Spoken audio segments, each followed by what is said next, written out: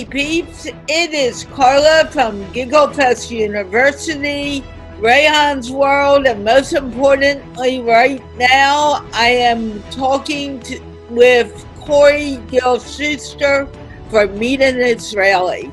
And Corey is living in Israel, so let's find out a little about him now. Sure. Hi everybody. Hopefully you guys can hear me okay. I lived in Israel for about 20 years altogether, since 1989. I work at Tel Aviv University. I manage a program in conflict resolution and mediation. And I also on the side do a project called Ask an Israeli, Ask a Palestinian, where people from around the world send me questions to ask average Israelis and Palestinians, and I walk around the streets of each area asking them to answer the questions. Okay. What brought you to Israel originally? Originally, I just wanted to travel, and a friend of mine found out he was part Jewish and said, let's go to Israel. And I said, sure, why not? I just wanted to travel somewhere. I didn't really care where it was. It wasn't so much about Israel. And actually, at first, I didn't like it at all. It was much more third world than I expected. It wasn't the Judaism that I knew. It wasn't the Jewish culture that I knew. It was very different. It was very Middle Eastern. And so it was a bit of a shock for me. And then after a while, I started to fall in love with it. So, what do you mean by the Jewish culture that you know? I've lived in Israel for 20 years. Since 1989, I have not seen it one knish in this country, ever. You cannot get a knish. Doesn't exist. A knish is an Ashkenazi Jewish food that I miss. They have bureka, which is a Turkish, which is similar, very similar, but it's a Turkish because there are much more Turks than there are people who eat knishes. You can get bagels, but they're American import. They're only made by Americans. No Israeli eats a bagel. All the foods that you think of as Jewish from New York, they're very difficult to find here. If you can find it. I found simmis for the first time in one store after 20 years, and it was in an ultra-Orthodox Ashkenazi neighborhood. You're kidding. That's the culture, the Middle Eastern culture. Falafels are there, right? Falafel, of course, but that's from this area. It's from Palestinians, Syrians, this area, and there were Jews, of course, here at that time. So they created falafel as well. I remember having a falafel in Hebrew school at some type of bazaar, and that was my first falafel I ever ate. Yeah, they were trying to get you to understand Middle Eastern culture better. And I knew it when coming in, but it's a bit of a shock. You don't expect it to be, or I didn't expect it to be as different as it was. Arabs come here, I have Arab friends who come here, and they tell me it's much more like Europe. So it really is a mix of the two. Now, I take it you're Jewish from what you just said. Yeah, of course. So what were some of your expectations that you didn't see in Israel when you first got there? So I expected to feel more of a religious connection, and I didn't. I went to the wall, and I didn't feel anything. This really happened to me. And I just thought, it's a bunch of rocks. I don't really care. But on the other hand, there are 8 million, 6 million something Jews in this country. There are 6 million ways of being Jewish in this country. So in Ottawa, where I was born, or in New York, I'm assuming, there's a limited set way of ways you can be Jewish to be in the community. You could be ultra-Orthodox, you could be conservative, you could be Reformed. There's different ways. Here, every single person is a different way. And it's accepted almost equally by everyone. So I have friends who are very, very religious, and I'm an atheist. I don't believe, and they respect me, and I respect them. I have friends who keep kosher, so I make sure we go to kosher places if we need to. they understand that I don't keep kosher, and that's not, I drive on Shabbat, which you're not supposed to do, according to Judaism. And people respect each other. And to me, it's a bit of, there was a mix there of being surprised that the rules about what it is to be Jewish were so different. And so for some people, they're very strict, but everybody accepts each other to a certain degree. Meaning, of course, the religious Orthodox person is going to look at me as, oh, he's not doing the right thing. And the secular person looks at the religious person and says, he's crazy. He doesn't know what he's doing. But there's sort of this secret understanding of we accept each other. We accept that people have different ways of doing things. And people more or less get along, which surprised me. Now, I know that you have 4 or 5 religions there. Do you find that goes across the religious, ways in Israel? Or is there a lot of fighting because, I'm not Jewish and I don't want to talk to someone who's not Jewish, that type? No, that's rare. That's very, very rare. There's, of course, some tensions because there's a conflict going on of who controls the land, who controls what's going on. So there's tensions, mostly between Muslims and Jews, mostly. But there's also Christians and Druze, and I'd say those are the major ones, the 4 religions. Day to day, you could be interacting with someone who's not of the same religion, and you just get along. You adapt. Even if in your politics you're thinking, I'm against them because they want my land. It doesn't matter if I'm Muslim or Jewish. You still have to get along day to day. And that's at least within Israel itself. When you're dealing with the West Bank, it's different, a little bit of a different situation. So if you go to Haifa or Jaffa or Akko, and there are Jews and Muslims living there, you interact all the time.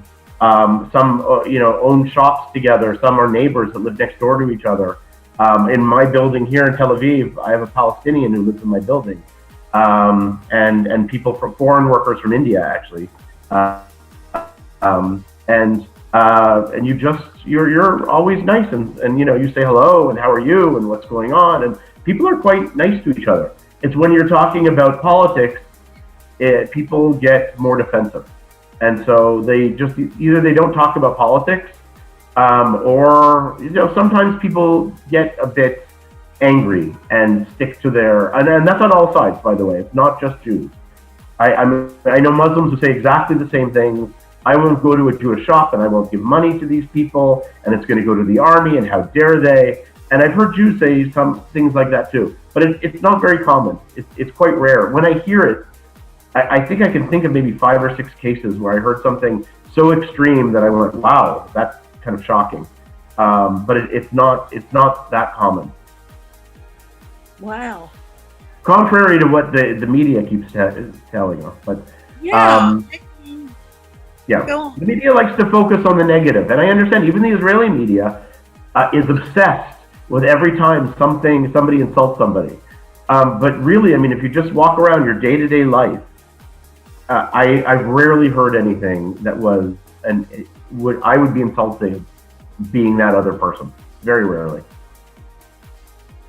That's really kind of interesting because I've been speaking to more than you from Israel, and everyone's saying that it's not, there isn't the conflict that you hear about in the news. Yeah.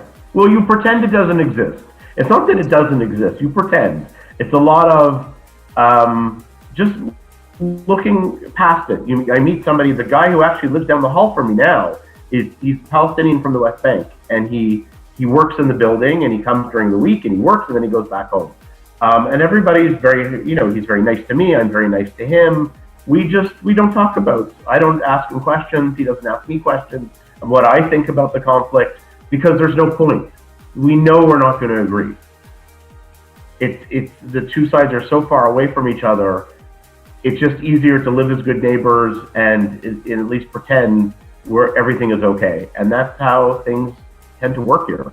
It's how things tend to work in most of the Middle East. If you go to Lebanon and Beirut and you have Christians and Muslims, they also deal with each other in a very similar way. But that's more humane than you see in the U.S., where people are shooting each other. And wow, yeah, that's a whole other thing. I don't really understand that, to tell you the truth. I don't get it either. Because, when you think about it, and I keep on saying this, not only in this show, but other things that I deal with, the essence of our lives are all the same. We all breathe the same air. Yep. Why can't we get along? Why do we always have to be fighting and disagreeing with each other? It just doesn't make much sense to me. I agree, but I can understand from both the Palestinian and the Israeli perspective why the situation exists. So it's going to take a lot of people to be much more open-minded and willing to listen to each other, and to take what the other side, the one I don't agree with, the one I don't like if we're talking about Democrats and Republicans, let's say, to actually listen to what they say and say, okay, I hear what you're saying. Let's figure out ways that we could find some middle ground where we can live with it. Right. And Israelis actually tend to be pretty good at that. Not in every way. Sometimes they say stupid things and they do stupid things. But I find that people are open to it anyway.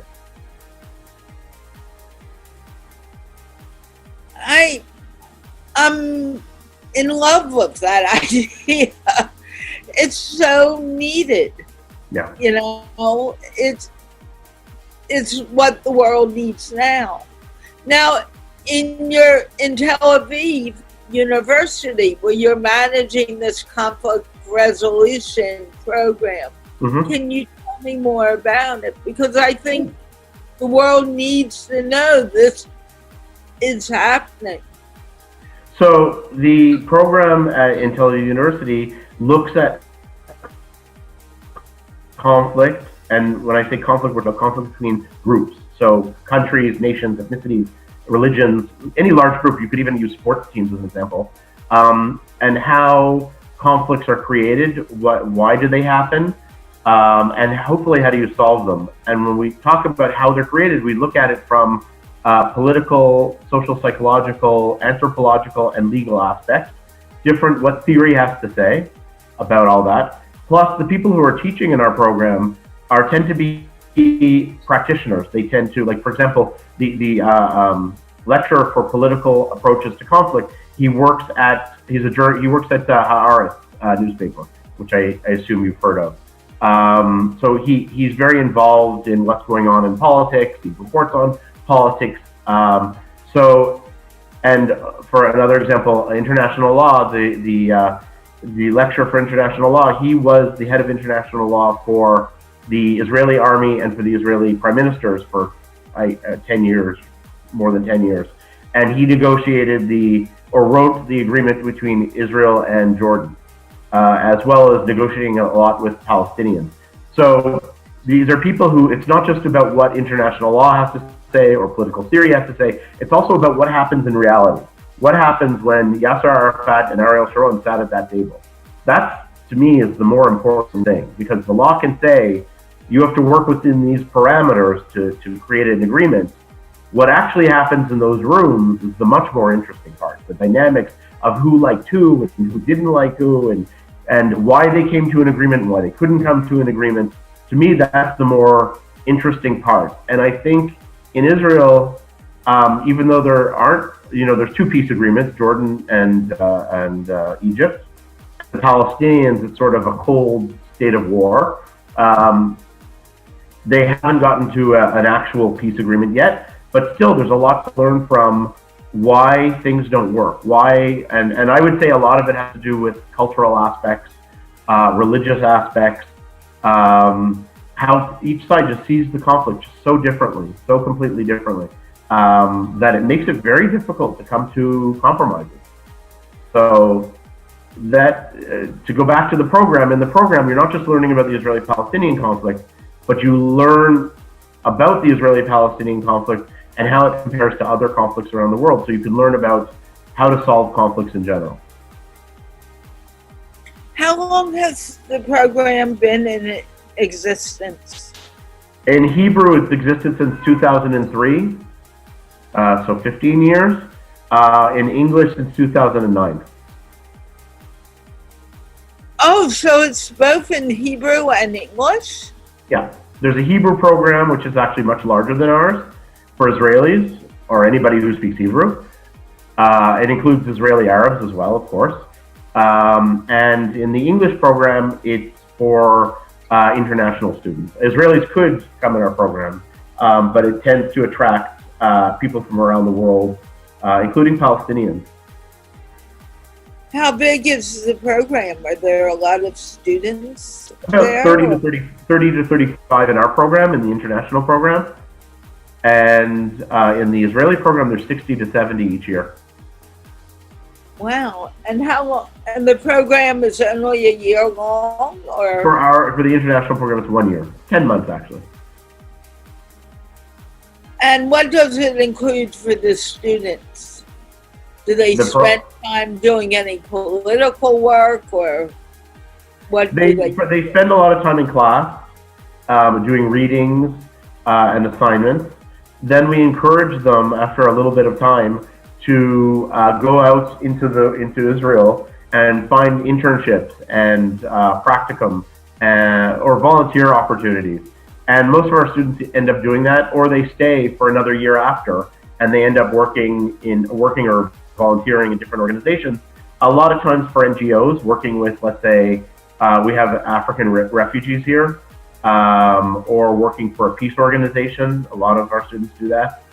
Meaning Israeli-Palestinian peace, or a humanitarian aid organization. There's a few in Israel that deal with humanitarian aid situations around the world, including in the Muslim world, in Syria, in India, in Nepal. Well, that's not an enemy country.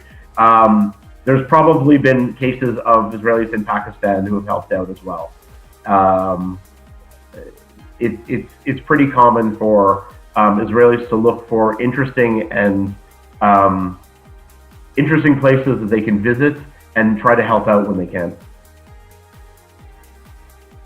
Now, if I would come to Israel and I don't speak fluent Hebrew anymore, there was a time I was, would I be able to be a part of this type of program, or would I? Yeah. The international program, absolutely. You don't have to know any Hebrew. We always suggest our students take Hebrew classes, so you're able to understand the culture you're in, and Arabic classes as well, to understand both the cultures that exist here. And a lot of our students do. They end up learning, pretty good level of Hebrew within that year. Now, you're in Israel. You're living with Muslims and Christians all around. Saturday is Sabbath. Yep. At least the Jewish Sabbath. Yeah. What happens then? Does the whole city close down, or does it only the Jewish part? How does it work?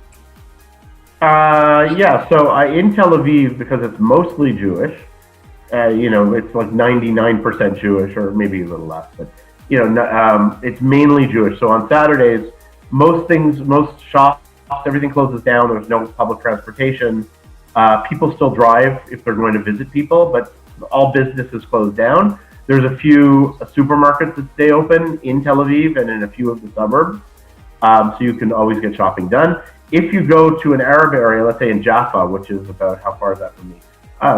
If I walked, it would take me 25 minutes to get there. So if you go to the areas that are not Jewish or they're mixed, then the businesses will be open. So the restaurants will be open. Actually, the restaurants in the Jewish areas are open too. But the supermarkets will be open. Their businesses will, depends on what their businesses do. If they cater to Jews in a restaurant or a supermarket, then it'll be open.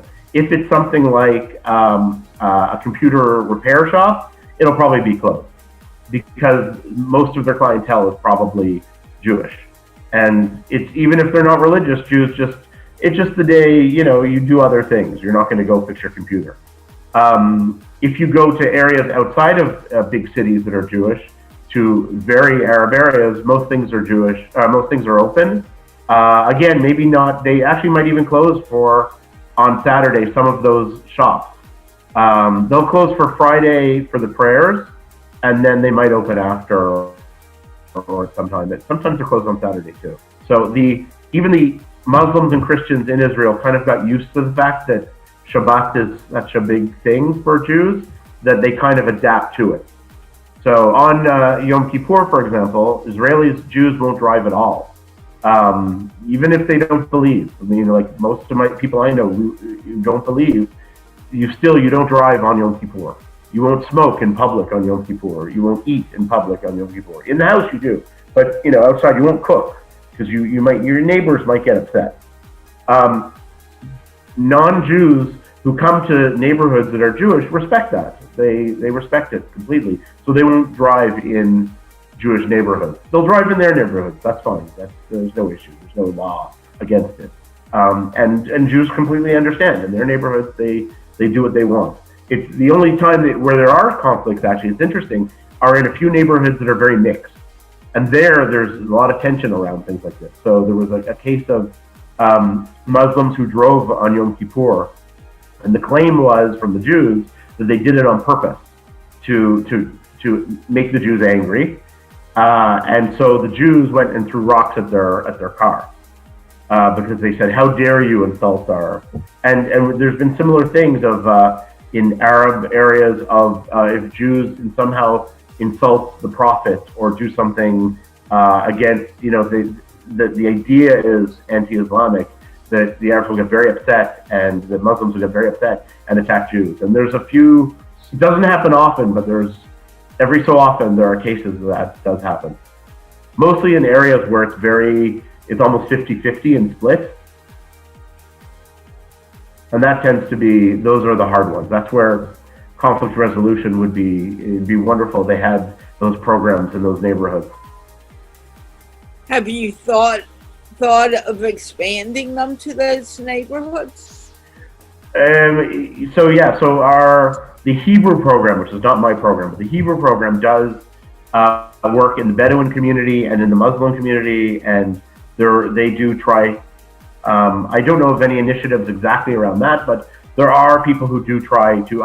For example, one of the students in the Hebrew program, he encourages Jews to come to an Arab village in Israel near Haifa and learn Arabic. And he runs their center on Jews coming to learn Arabic in this village, which is a little bit of, Jews don't usually go to the Arab villages. They're a little intimidated. They're a little afraid that it might be violent for them. So his way is to have Jews come in to support the community, to get to know the community get to know them, and they get to learn Arabic, which is important to learn. Both cultures and languages should be known. The only issue is in my program, most of the students don't speak Hebrew or Arabic. So I would encourage them, if they did, to do those sort of things. But if you go to ACO, for example, you have to know Arabic and Hebrew. They don't speak English. That's interesting. I lost my thought for a moment. So you've been, I assume you have friends that are Jewish, Christian, and Muslim. Yeah. Do you ever get together in parties and have all three together, and you just don't just? Yeah. It doesn't. It tends to be this. The communities are sort of segregated, self-segregated in a sense. Meaning, if you're Muslim, you tend to hang around more Muslims than Jews. If you're Jewish, you tend to be around more Jews than Muslims. But you do get people who they meet in school and classes, or they work together, and then they go out together. And if they have something in common, sometimes they don't. I mean, just because they grew up in the same country doesn't mean they necessarily have something in common. But yeah, I know people. I mean, I don't go to parties. I'm too old for that. But if there were times, I remember in the 90s we would go to clubs and there'd be Muslims and Jews, and yeah, I mean, you just ignore the differences. It's not the thing that's important. Good. So you're finding the similarities and highlighting the similarities. Yeah, hopefully. It's harder in a situation like this where not everyone speaks the same language. So it's much easier in an American context where everybody speaks the same language. Even then, you might have cultural differences between South and North, and different ways of thinking and cultures and ethnic groups. But here, you also have two languages. So Arabs grow up and they have to learn Hebrew to sort of get along because it's the dominant culture. And Jews don't tend to learn Arabic very much, which is too bad. So you need to get those people, those rare people who speak the other language, and you do get some of them. So, and when you do, then you get more commonalities, more people interacting. But it's very easy if you're an Arab kid who's 16 or 17 and you don't really speak Hebrew very well because you learn only in Arabic, you study in Arabic, and you're only around Arab friends. It's very easy to not want to get to know the Jews, for example, or the same with Jews who live in Jewish-only areas, where they don't really meet any Arabs face to face, other than passing them on the streets of some other city. And it's hard. It's hard to even convince somebody, oh, you should get to know the other. It's difficult because there also is still this conflict going on where people are getting killed, and there's tensions because of it. Every time there's somebody, a Palestinian attacks an Israeli, or an Israeli attacks Palestinians in Jerusalem, let's say, or the army, tensions go up, and people feel less willing to even want to get to know the other. So I noticed the people who are the most open-minded are the people who, for some reason, had to get to know the other. So it's usually somebody who's Arab, Muslim, let's say, who, for example, they were interested. I met this guy who was interested in photography. So he met a lot of people online, a lot of Jews online. So he had to learn Hebrew well, so he could talk about photography with them, because he wasn't meeting that many Arabs who were interested in photography, for example. And so he was telling me, of course, I like Jews, I get along with them. Whereas his cousin was with him saying, no, I don't like the Jews. And I'm like, do you know any Jews? No, I don't know any Jews. Well, there's a reason, if you don't even try to get to know the other side, it's very difficult to think of getting along. You just watch the news and you also get depressed from it.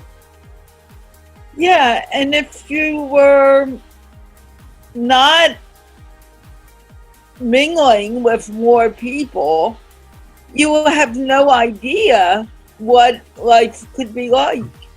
Sure. I mean, the diversity is the spice of life, as I call it. Mm-hmm. One more question.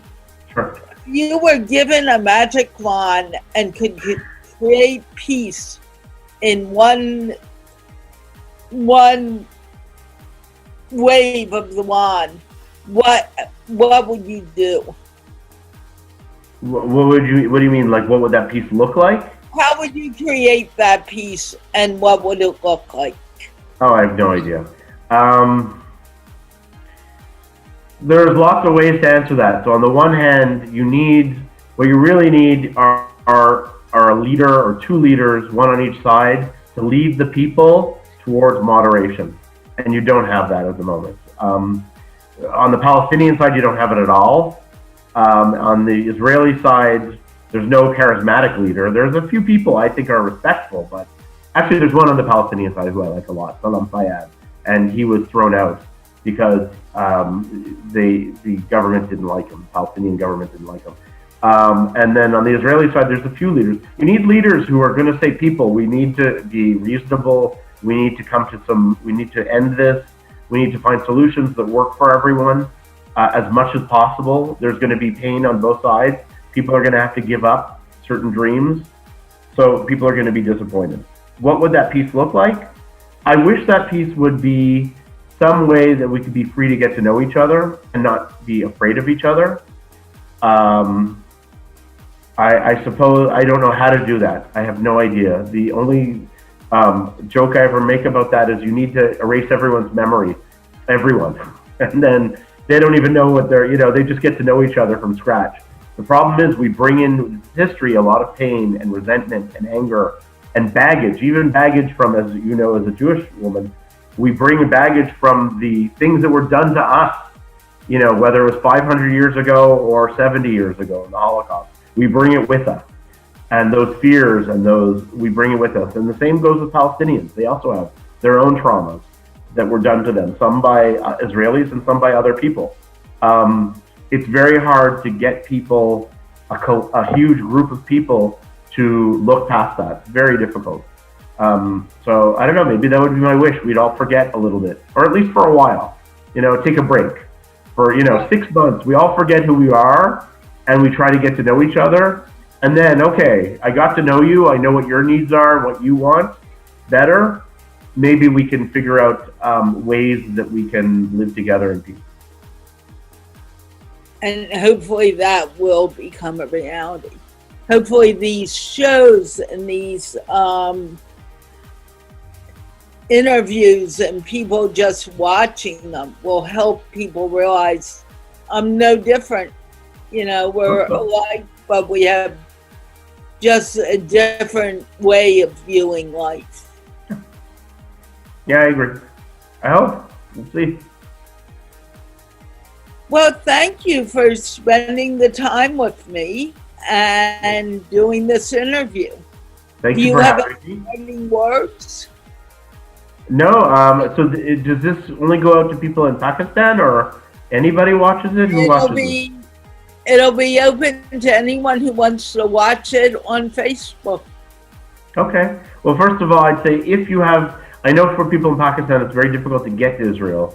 Even if you could come on a Pakistani passport, you'll have issues in Pakistan. But if Israel would give you a visa, and they do actually, I know I've met people from Pakistan here, so I suggest everyone coming and seeing Palestinian areas and the Jewish areas and seeing it for themselves. And hopefully, those who are able to can come on a program like a conflict resolution program. We'd love to have you. We have students from all over the world, including Muslim countries, and we're very excited to have them. We really love to hear everyone's perspective. Is there an age range for your program? No, you just have to have a bachelor's degree, and we've had people apply up to 80. So no age range. I could do it. You're welcome. Thank you so much, Corey, for taking the time and speaking with me. And it was really nice talking to you. Great. Well, good luck with this. I'll keep my eye on it. I'd love to hear the reaction. Well, I will send you the link once it is gone through editing, so Perfect. You will have it. Perfect. Thank you so much. Thank you, Corey. Have a good day. You too. Bye-bye. Bye.